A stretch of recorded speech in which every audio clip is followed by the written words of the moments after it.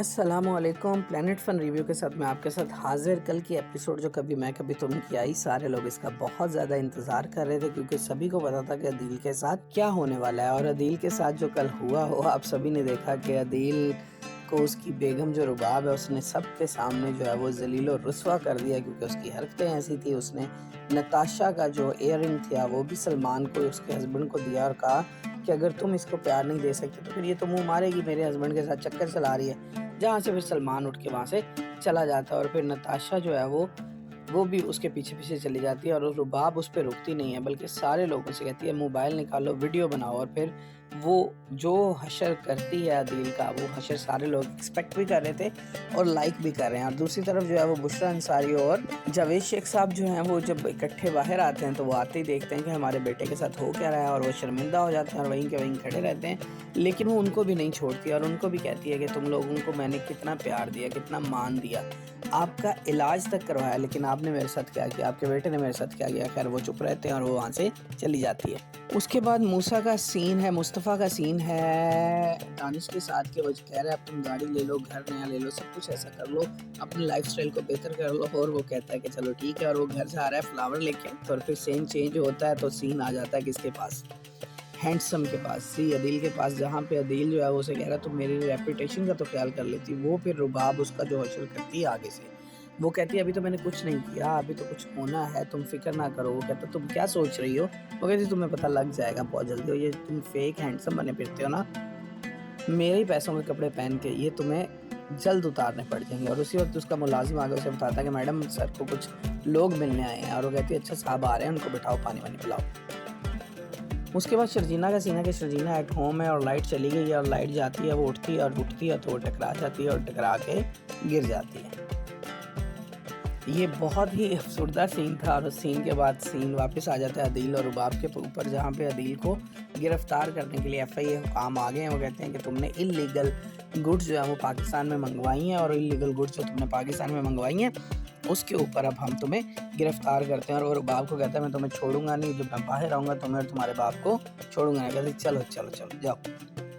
और फिर जब वो लेके जा रहे होते हैं तो बुशरा अंसारी अपने बेटे की तरफ जाने लगती है, जबकि उसको कौन रोक देता, जावेद शेख। वो उसको रोक के अपने पास ही खड़े रखते हैं। और फिर मुस्तफ़ा घर पहुंचता है और मुस्तफ़ा जब घर पहुंचता है तो वो देखता है कि क्या कुछ हो चुका है और वो परेशान हो जाता है। और फिर उसके बाद जो है वो सीन तो हॉस्पिटल्स के हैं, लेकिन उससे पहले एक सीन आता है जहाँ शर्जीना के पेरेंट्स जो हैं वो बच्चे की शॉपिंग करके आए हैं। लेकिन उसके बाद क्या होता है कि उनको पता चलता है कि काफ़ी सारी कॉल्स आई हुई हैं और कॉल्स के बाद वो लोग सीन में दिखाते हैं जहाँ पे हॉस्पिटल में मुस्तफ़ा खड़ा है और वो वहाँ पे पहुँच गया और उसके वालिद साहब शर्जीना के कहते हैं अगर मेरी बेटी को कुछ हुआ तो मैं तुम्हें छोड़ूंगा नहीं, तुम्हारी झूठी अना की वजह से मेरी बच्ची आज इस हाल में पहुंची हुई है। उसके बाद जो है वो सीन आ जाता है जहाँ पे रुबाब आती है किसके कमरे में, बुशरा अंसारी और जावेद शेख के कमरे में, उनसे कहती है निकलो यहाँ से।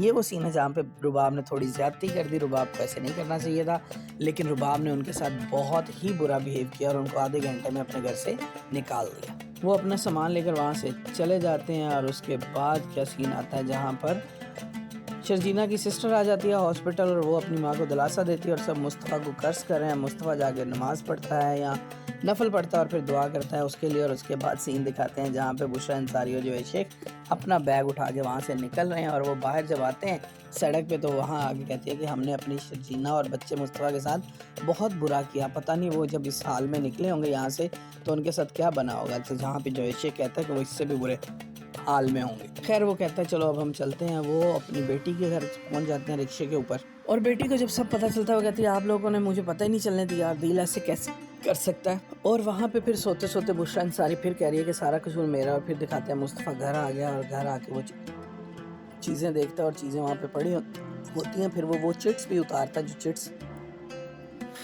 शर्जीना ने वक्तन फ़वक्तन लगाई होती हैं लेकिन इसने कभी देखी नहीं होती। वो उतारता, उनको पढ़ता, परेशान हो जाता है और फिर वापस हॉस्पिटल पहुंच जाता है। और जब वो हॉस्पिटल पहुंचता है तो फिर शर्जीना के साथ बैठ जाता है और फिर जो है वो शर्जीना से बातें करने लग जाता है कि तुमने तो कहा था हम सारा वक्त साथ गुजारेंगे, अब अच्छा वक्त आया तो तुम छोड़ के जा रही हो एंड ऑल डैट। और फिर यही ड्रामा ख़त्म हो जाता है। अब मैं आपको एक चीज़ ये बता दूं कि ये जो इसका प्रोमो नहीं आता, इसका प्रोमो जहाँ पर शर्जीना ऊपर बैठी हुई है चेयर पे और मुस्तफ़ा उसके साथ नीचे बैठा है, वो वही सीन है जहाँ पर शर्जीना से वो माफ़ी माँग रहा है। तो अगर वो माफ़ी माँगेगा तो इसका मतलब है शर्जीना की डेथ नहीं होगी बल्कि शर्जीना बच जाएगी। सो आप सब एक्सपेक्ट करें कि शर्जीना बच जाएगी और मुस्तफ़ा उससे माफ़ी भी माँगेगा। वो माफ़ करती है कि नहीं, ये तो सब हम एपिसोड में देखेंगे जो नेक्स्ट वीक में लास्ट एपिसोड होने वाली है। अपना ख्याल रखिएगा। अल्लाह हाफ़िज़।